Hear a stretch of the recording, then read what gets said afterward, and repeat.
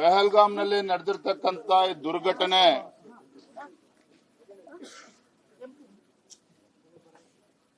ಪ್ರತಿಯೊಬ್ಬ ಭಾರತೀಯನೂ ಕೂಡ ಇವತ್ತು ಆಕ್ರೋಶ ಭರಿತನಾಗಿದ್ದಾನೆ.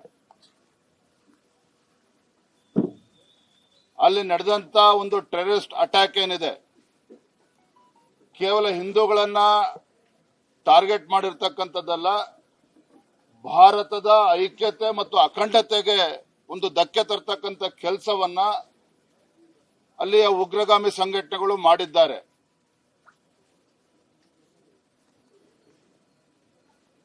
ಹಾಗಾಗಿ ಘಟನೆಯನ್ನ ನರೇಂದ್ರ ಮೋದಿಜಿ ನೇತೃತ್ವದ ಕೇಂದ್ರ ಸರ್ಕಾರ ಬಹಳ ಗಂಭೀರವಾಗಿ ತೆಗೆದುಕೊಂಡಿದೆ.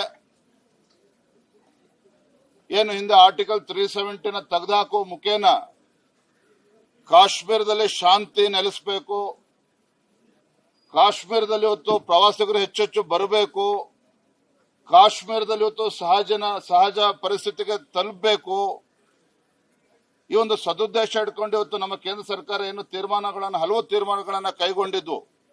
ಬಹುಶಃ ಎಲ್ಲ ಒಂದ್ ಕಡೆ ಉಗ್ರಗಾಮಿ ಸಂಘಟನೆಗಳು ಅವರ ಉದ್ದೇಶ ಪ್ರವಾಸಿಗರನ್ನ ಅಥವಾ ಹಿಂದೂಗಳನ್ನ ಟಾರ್ಗೆಟ್ ಮಾಡಿ ಇವತ್ತು ಜಮ್ಮು ಕಾಶ್ಮೀರಕ್ಕೆ ಪ್ರವಾಸಿಗರು ಬರಬಾರದು, ಅಲ್ಲಿ ಯಾರೋ ಕೂಡ ವಿದೇಶಿಯರು ಪ್ರವಾಸಕ್ಕೋಸ್ಕರ ಬರಬಾರದು, ಅಲ್ಲಿರ್ತಕ್ಕಂಥ ಯುವಕರು ಬಹಳ ಪ್ರಮುಖವಾಗಿರ್ತಕ್ಕಂಥ ಅಂಶ ಇದು. ಜಮ್ಮು ಕಾಶ್ಮೀರದಲ್ಲಿರ್ತಕ್ಕಂಥ ಯುವಕರು ಇವತ್ತು ಪ್ರವಾಸಿಗರು ಹೆಚ್ಚಾದಾಗ ಅವರಿಗೆ ಉದ್ಯೋಗ ಸಿಗ್ತಾ ಇತ್ತು, ಅಲ್ಲಿ ಅವ್ರಿಗೆ ಉದ್ಯೋಗನೂ ಸಿಗಬಾರದು, ಅಲ್ಲಿರ್ತಕ್ಕಂಥ ಯುವಕರು ಬೀದಿಗೆ ಬರಬೇಕು, ಅವರುಗಳನ್ನ ಎಕ್ಸ್ಪ್ಲಾಯ್ಟ್ ಮಾಡಿ ಅವರನ್ನು ಕೂಡ ಇವತ್ತು ಟೆರರಿಸಂಗೆ ಬಳಸ್ಕೋಬೇಕು. ಇವೆಲ್ಲವೂ ದುರುದ್ದೇಶ ಇದರಿಂದ ಅಡಗಿದೆ ಅನ್ನೋದು ಇವತ್ತು ಸಾಕಷ್ಟು ಚರ್ಚೆ ಆಗ್ತಾ ಇದೆ. ನಾನು ಈ ಸಂದರ್ಭದಲ್ಲಿ ವಿರೋಧ ಪಕ್ಷಗಳು ಇವತ್ತು ಮುಖ್ಯಮಂತ್ರಿಗಳು ಸಿದ್ದರಾಮಯ್ಯನವರ ಹೇಳಿಕೆ ಆದಿಯಾಗಿ ನಾನು ಗಮನಿಸ್ತಾ ಇದ್ದೆ. ಸಿದ್ದರಾಮಯ್ಯನವರು ಇರ್ಬೋದು, ಪ್ರಿಯಾಂಕಾ ಖರ್ಗೆ ಇರ್ಬೋದು, ಒಂದು ಜವಾಬ್ದಾರಿ ಸ್ಥಾನದಲ್ಲಿದ್ದವರು ಜವಾಬ್ದಾರಿಯುತವಾಗಿ ಮಾತನಾಡಬೇಕಾಗ್ತದೆ. ನಾನು ರಾಜ್ಯದ ಮುಖ್ಯಮಂತ್ರಿ ಕೇಳೋದಕ್ಕೆ ಇಚ್ಛಪಡ್ತೇನೆ, ಇವತ್ತು ಕೇಂದ್ರದ ಇಂಟೆಲಿಜೆನ್ಸ್ ವೈಫಲ್ಯಗಳ ಬಗ್ಗೆ ಮಾತನಾಡ್ತಾ ಇದ್ದಾರೆ. ಮಾನ್ಯ ಸಿದ್ದರಾಮಯ್ಯನವರೇ, ಸೋನಿಯಾ ಗಾಂಧಿಗೆ, ರಾಹುಲ್ ಗಾಂಧಿಗೆ ಪ್ರಶ್ನೆಯನ್ನ ಮಾಡಿ ತಾವು ಸ್ವಾತಂತ್ರ್ಯ ಬಂದು 60 ವರ್ಷಗಳ ಕಾಲ ದೇಶವನ್ನು ಆಡಳಿತ ನಡೆಸಿರ್ತಕ್ಕಂಥವ್ರು ಕಾಂಗ್ರೆಸ್ನವರು, ಯಾಕೆ ಇವತ್ತು ಟೆರರಿಸಂ ಅನ್ನ ಕಿತ್ತಾಕ್ತಕ್ಕಂಥ ಕೆಲಸ ಕಾಂಗ್ರೆಸ್ ಪಕ್ಷದಿಂದ ಮಾಡೋದಕ್ಕೆ ಸಾಧ್ಯ ಆಗಲಿಲ್ಲ? ಇದ್ರ ಬಗ್ಗೆ ಚರ್ಚೆ ಮಾಡೋದನ್ನ ಬಿಟ್ಬಿಟ್ಟು ಇಂಥ ಸಂದಿಗ್ಧ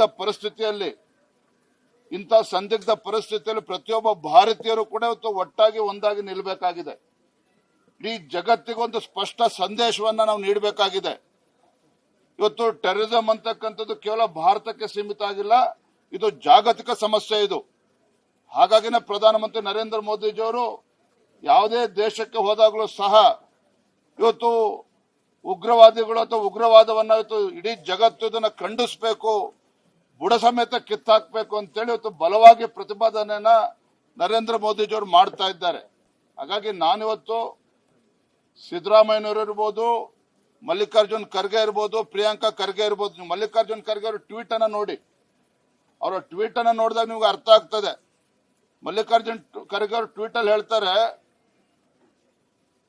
terrorist have attacked Indian tourist ಅಂತ ಹೇಳ್ತಾರೆ.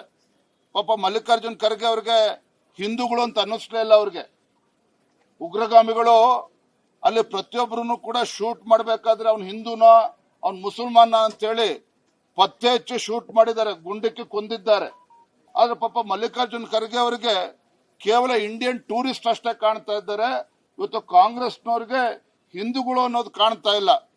ಇದು ದೇಶದ ದುರ್ದೈವ. ಇದು ಇವಾಗಲಾದ್ರೂ ಕೂಡ ಎಚ್ಚೆತ್ತುಕೊಂಡು ಇವತ್ತು ಭಾರತ ಇಡೀ ಜಗತ್ತಿಗೆ ಒಂದು ಸ್ಪಷ್ಟ ಸಂದೇಶನ ಕೊಡಬೇಕಾಗಿದೆ.